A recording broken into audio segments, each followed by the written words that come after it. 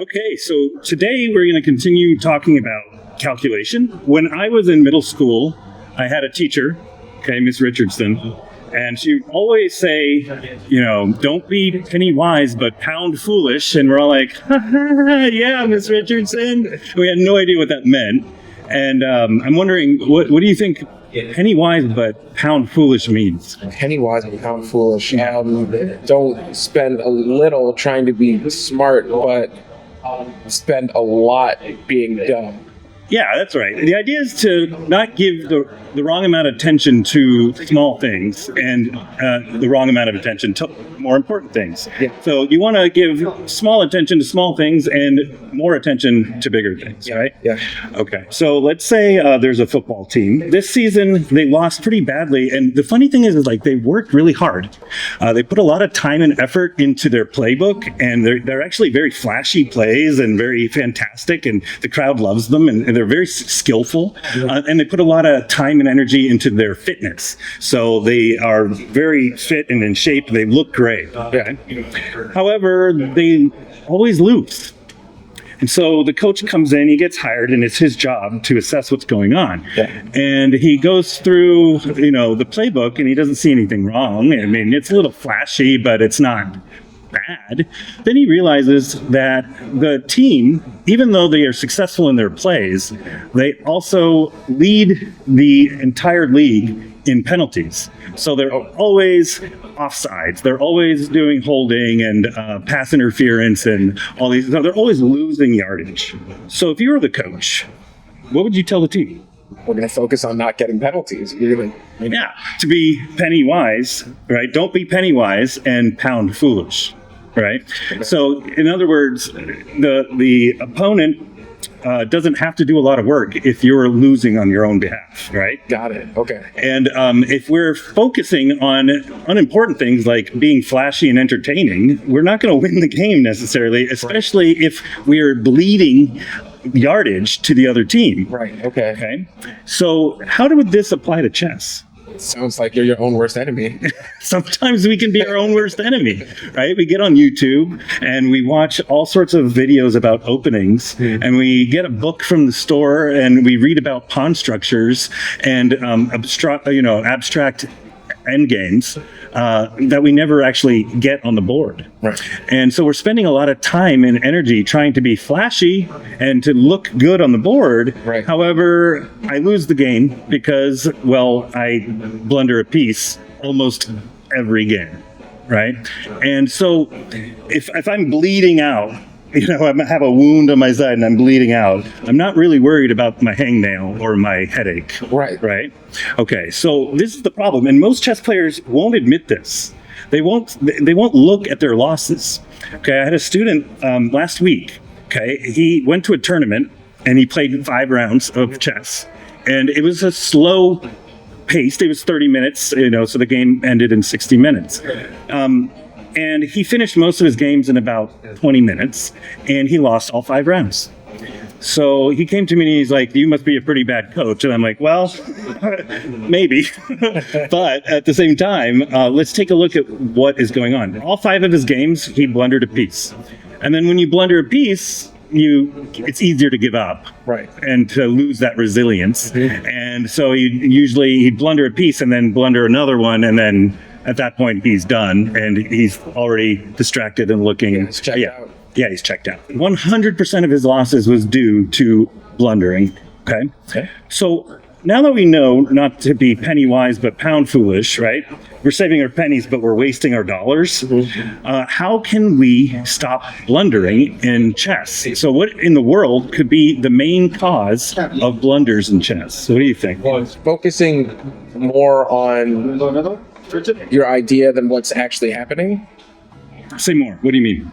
What I mean is, I know this flashy opening, this flashy tactic, this flashy checkmate pattern that I want to try to do, and I'm just going to make it happen, disregarding what's actually happening. Yeah, that last part especially. That's what I want to focus on, right? So if your life was in danger, would you want to know about that? Yeah. Why? Why? What possible use could that be to you? Prevent it. So you can prevent it. Thank you, right? So When my opponent moves, I need to do a threat assessment. Okay. This kid who lost 5 out of 5, he never does that. And it's not because I don't tell him to, it's just he's not in the habit. And he doesn't really understand the importance, right? And he just wants to do the 4-move checkmate and win, and then everybody's celebrating him. He wins the money or the trophy and goes home, right? But in order to improve, right, we have to stop the bleeding, right? And so that means we have to learn to do a threat assessment, right? So when the opponent moves, we have to look and study that and understand what is going on in my opponent's mind. Okay. So when I'm playing a game of chess, I'm not just playing by with my opponent. I'm actually playing by myself. Okay. My opponent gets to choose which pieces to move, but really I'm not playing him. I'm playing myself. And I need to look at the pieces and make the assessment as best as I can. Sometimes I'm right and sometimes I'm wrong, but when I'm wrong, there's something to learn. And I made a mistake and I can learn something. But if I do that, I'm going to reduce the number of blunders that I make by a significant percentage. Okay. And we'll never quite get rid of blunders altogether, especially if we're playing fast chess, right? And that's not the goal. The goal is just improve, get better. You know, if I'm bleeding, I want to bleed less. If I can't stop bleeding, let's bleed less at least. Let's see if we can stop it from bleeding out so that I can at least make it to the hospital, right? Okay. So in chess, failing to consider your opponent's threats is the most common cause of losing the game. And sometimes we do it, we know to do it, but we do it inconsistently. So I'll do it in the opening. Well, in the opening, I don't do it so much because I have the moves memorized. And then maybe I get into the middle game, but because I haven't started yet, I make a mistake right in the transition from opening to middle game. And that's what we're going to go over right now. Okay. So you ready for this? I'm ready. All right. So do you know the 4-move checkmate? Yeah. Okay. So let's do this. Let's start. You play white as the 4-move checkmate. I play e5. And then you can play queen h5, actually. Which is a little bit easier way to play the 4-move checkmate. Because this move comes with a threat. Whereas, you know, bishop to c4 does not come with a threat. Okay. So we'd play this first. Okay. And if I were to play into the 4-move checkmate, I would defend this pawn. Okay? And this is probably one of the best ways. It's not the only way to defend. But then if you were to continue the idea, okay? All right. And so now this is where I can, number one, just completely ignore my opponent's threat. And I'm not in the idea. So I either ignore it completely, I just don't ever look at my opponent's threats, or I try and I do it poorly. Okay. So this would be an example of just completely ignoring my opponent's threats. When they came here, I saw the threat, I defended it, but then I'm like, I'm going to get that queen. I know I'm supposed to attack the queen, and they bring him out too early. I can't wait to attack the queen. Don't even care what happens over here. The opponent hits the clock, and my hand is already letting go of the piece, right? And what happens?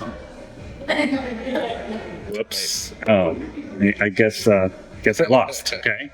And so this is the most obvious and blatant example of just being so excited about what's going on that I forget to do the threat assessment. All right. So let's do a second way, another example. So I call that amnesia. Okay, where I just forget that this is an essential part of the game. Right. To me, not doing a threat assessment as soon as my opponent makes the move is like forgetting how the rook moves. It's the same thing. You're not playing chess. Right? You're not. This is an essential part of the game. Otherwise, you're guessing at what the best move is. You're hoping the opponent doesn't punish your mistakes. And against stronger and stronger players, that's just not going to fly. It just won't work. Okay. All right. So here we have a position. I'd like you to help me set up. So what if I were to play like this? So your first idea is, okay, what does my opponent want? So what do I want? Want to attack my knight. Okay, very good. So where would you like to move your knight? Because you have to make that piece safe. There's really nothing else to think about when your piece is attacked, right? Now, you could counterattack, There are many ways to make the piece safe. A lot of people say this. They'll say, okay, my knight's attacked. I have to move my knight. Right. That's not true. No, it's not. There are lots of ways to make a piece safe. You can move it. You can capture the piece that's attacking. You can block. Right. You can protect. You can counterattack, or you can trade off. So there's lots of ways. So, what would be a good way, in your opinion, to save the knight? Queen takes h8. Yeah, queen takes h8 would be great because you'd win the exchange, right? Right. But for the sake of let's move the bishop then. Now there's no queen takes h8. So now where would you like to do it? Maybe bishop h4. Bishop h4. Okay. Attack, counterattack. Okay, counterattack. All right, that's not a bad move. Okay, so the idea that I'm looking for is just let's play simple chess, right? I like the counterattack. That's a better move. I didn't even see it, to be honest. But knight to e5 is a my next. Yeah, right. So you're too good. I gotta get somebody dumber in here. Okay. So knight to e5 is a great move because it centralizes the knight on an outpost and it threatens a fork. Okay. Right, yeah. It also threatens to trade the bishop and even double the kingside pawns here. Now, here's where black might make the mistake. I attack, and then white moves, and then I do a threat assessment, and I say, yeah, he made the piece safe. That's why he made that move. What does he want? He wanted to make the piece safe. Right. What's my mistake? You think you're safe. Yeah, right? I think that this was not a threat because it was a defensive move. Right. That he can't combine defense and offense together. And Right. the answer is, well, yes, he can, right? Because he's threatening this.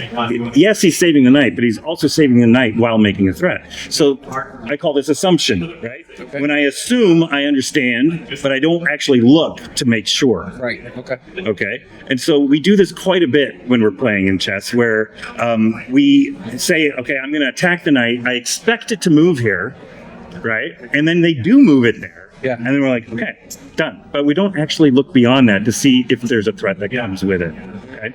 So far we've seen two ways. One, I just get excited about my move, and so I don't do a threat assessment. And now, two, we make an assumption that's wrong. And okay. Yep. Amnesia and assumptions. Yes, that's right. Amnesia and assumption so far. Okay, so let's keep going. Let's say this is white to move. Okay. Okay. So what move comes to mind? Again, very similar to the last position.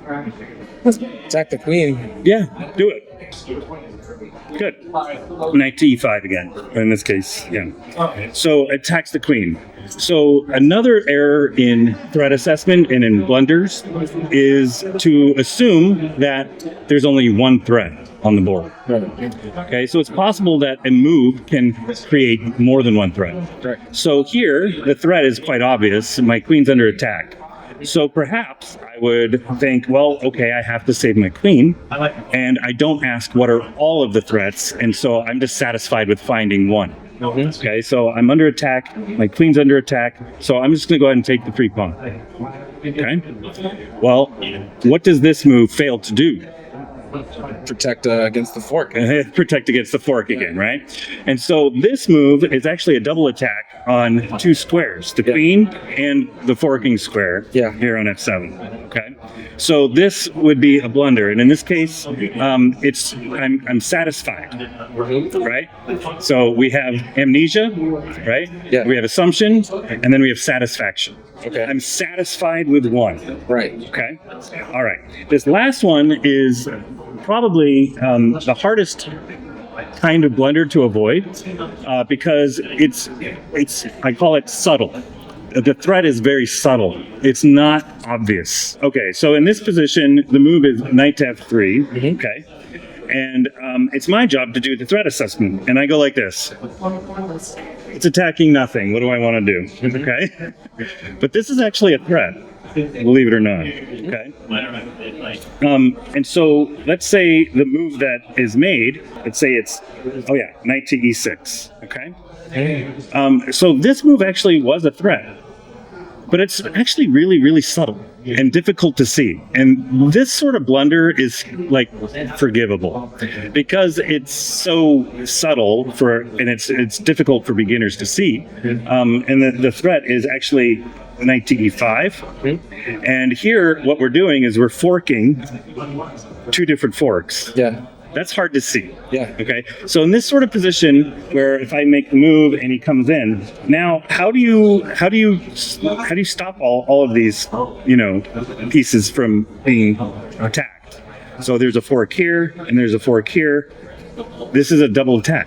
Yeah. Right. And so we're having trouble because it was very subtle to see. But like I said, this is the most forgivable and it's the most difficult to eradicate. Yeah.